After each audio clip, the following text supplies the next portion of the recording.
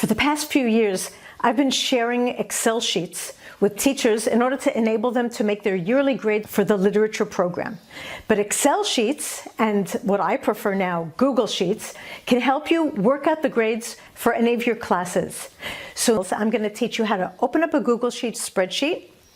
I'm going to show you how to add up grades, to put them together, to copy grades, to make calculations, and everything that looks so complicated, but really isn't. Because I am the worst mathematician in the world. I see numbers and I start shaking. And if I don't have enough fingers to add something up, forget about it, it ain't gonna happen. So I'm gonna teach you all the secrets that help me get this done, and you will be the masters of your own fates. Follow me.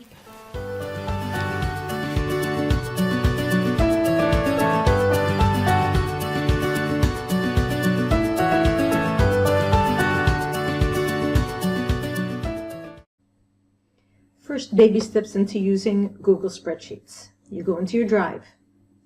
You go to New, Google Sheets, and you have a brand spanking new Google Sheet. I've already started preparing one for you, so I'm going to pop over here. So in the first column, I have my students, and I want to start off by showing you how to do an average of grades. So we'll say,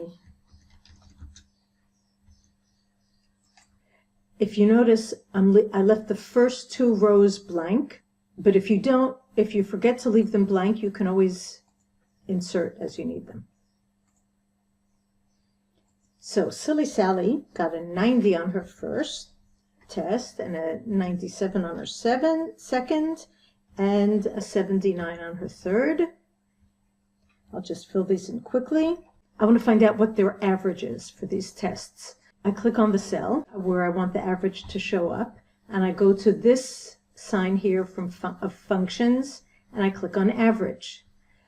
Now I have to tell it average of what?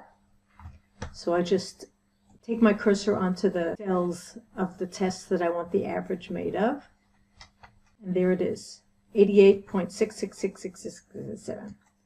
In order to do this for all the other students, whether you have one more student or 100 more students, you click on the cell where the average is, you right-click and copy, or do Control-C, and then you color the cells where you want all of the averages to be, right-click and paste, and it does it automatically for you. Now, if you want to round up the numbers, click on the column, go to Format, go to Numbers, and click on here so that you have no decimal points. And then they're all nicely rounded up for you. So that wasn't too hard, right?